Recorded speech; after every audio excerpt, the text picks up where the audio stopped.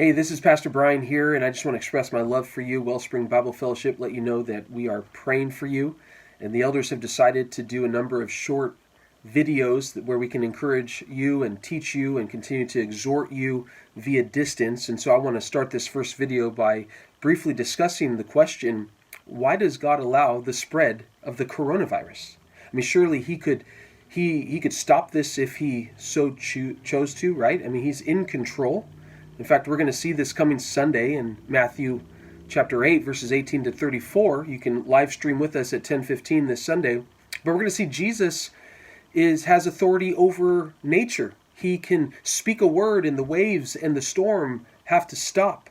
He has authority over demons. He can speak a word and the demons are cast out. And so if Jesus speaks a word and everything must obey, why doesn't God just speak a word and end this global pandemic? Now, first, let me read a few scriptures to show us that God is sovereign over this. He is reigning on the throne. He is controlling this disease exactly as he pleases. This is a reality that ought to be a great encouragement and comfort to believers, not because it means that we're never going to suffer, but because it means that our suffering will never be meaningless. If we suffer, it is only because God has good purposes toward us for it. Firstly, Psalm 115, verse 3. Psalm 115 says, "Our God is in the heavens. He does all that he pleases." He does all that he pleases. He's in control. Ephesians 1 at verse 11 says this, that all things happen according to the purpose of him who works all things according to the counsel of his will. So there we see some scriptures of God's sovereignty over all things, but specifically over disease. We see in the book of Exodus, chapters 7 through 12, God brought 10 plagues on the entire nation of Egypt, bringing them on them, removing them as he willed. We see God promises even his own people, Israel, in Deuteronomy 28, verse 22, "The Lord will strike you with wasting disease, with fever, with inflammation, and fiery heat. They shall pursue you until you perish." So God clearly uses disease to punish the wicked, to discipline his children. We see our brother Job was struck with sores all over his flesh by Satan. But Satan was only allowed to do this after given permission by God. So you understand, beloved, there's no such thing as a maverick virus in God's universe. Nothing happens outside of God's purposes. No disease can harm you, can touch you, but by the sovereign will of God and only for the good, holy, loving, wise purposes of God. So what might be a loving purpose of God for his church to allow a thing such as the coronavirus? I believe one of the great reasons for this is to help strip away our love as the church, our love for the temporal things, and to set our affections more fully on him and on the eternal things. Think about it like this. Do you remember when your mom used to say, no, don't eat any candy before dinner. No, you can't have that cookie before the meal, right? Why?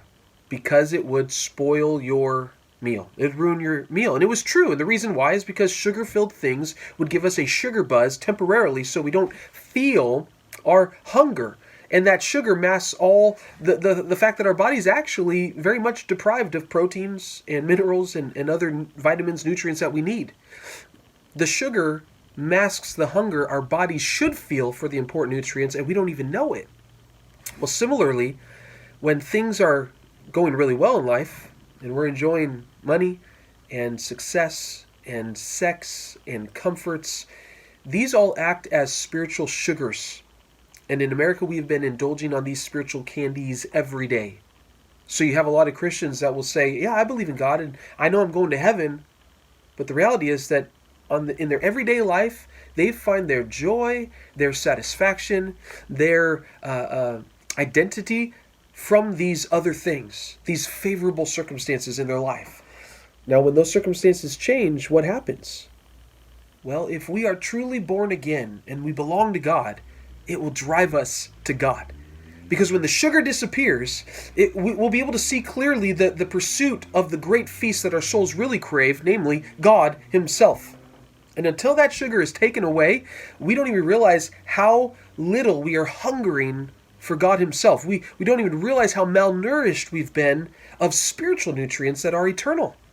And so let this be a moment for you and for your family, for us as a church family, not to panic and to try to hoard as many of these spiritual candies as we can, to try to get the most out of this life as we can, but rather to lean in this moment to God. Lean into the hunger that we have for God, for more of God's presence and more of the experience of his power in our lives and more of the sight of his glory to satisfy our souls, to be in awe of him.